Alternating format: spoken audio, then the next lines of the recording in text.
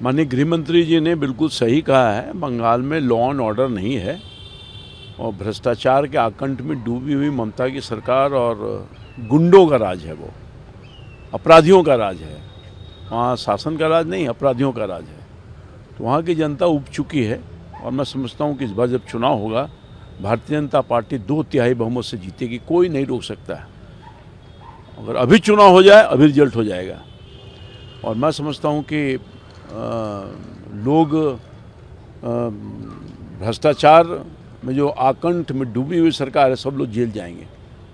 ममता बनर्जी वो ये कह रही है कि बंगाल में लगभग अब 1 करोड़ 20 लाख लोगों का वोट देने का अधिकार वंचित करके, क्या आपको लगता है यह मतदान देने का अधिकार का ये भारतवर्ष है। भारत के नागरिक को ही भारत में रहने का और यहाँ के भोजन व्यवस्था खाने का अधिकार है। घुसपैठियों को ला करके ममता जी चाहती हैं कि हम सत्ता हासिल कर लें, तो कदापि नहीं होगा।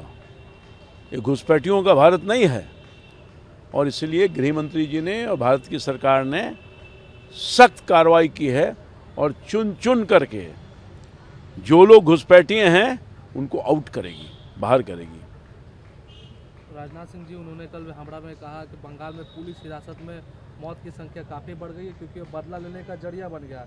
बंगाल में लोकतंत्र नहीं है, दरअसल आतंकवाद का ये तंत्र हो गया। माननीय गृह मंत्री जी ने और माननीय राजनाथ सिंह जी ने दोनों ने सही बयान किया है।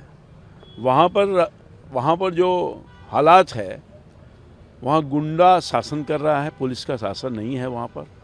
और जो लोग भी टीएमसी के खिलाफ यानी गुंडों के खिलाफ बोलेगा उसको जेल में जाना पड़ेगा, उसकी मौत होगी। चुन चुन करके वैसे जो भारतीय जनता पार्टी के कार्यकर्ता हैं उनको गिरफ्तार करके झूठे आरोप में हाजत में बंद करके और मारने का काम करने का काम किया। ये बिल्कुल आतंक और भय का वातावरण में लोग वहाँ जी रहे हैं। बंगाल के लोग मुक्ति चाहते हैं। कल नितिन नवीन जी का भी बंगाल में दौरा था, कल वहाँ पर उनका सभा था, लेकिन बंगाल प्रशासन ने, वहाँ पर सरकार ने उनको परमिशन नहीं दिया, तो किशनगंज में उनको तो सही है ना। वहाँ जो मैंने कह दिया कि गुंडों का राज है, शासन का राज नहीं है। भारतीय जनता पार्टी को आप रोक लोगे?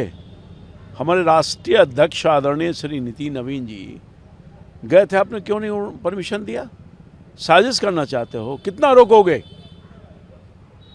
जितना रोकोगे उतनी दुगनी ताकत के साथ जनता हमारे साथ आएगी और आपको उखाड़ कर फेंक देगी। कोई रोक नहीं सकता है। वहाँ जैसे कि सफाया हुआ ना बिहार में, बंगाल की खाड़ी तक जाना है, सफाई करना है और उनको वही बंगाल के खाड़ी में दफन हो जाएगा टीएमसी और ममता की जुल्मी सरकार। ओमान में है, ईरानी हमले में 3 भारतीयों की दुखद है। हम सब लोग दुखी है, पूरे भारतीय दुखी है। दुर्भाग्यपूर्ण घटना है और भारतीय की मौत से सब लोग मर्माहत है। हमारे प्राइम मिनिस्टर साहब ने अपील किया है अमन बहाल करने के लिए, शांति बहाल करने के लिए।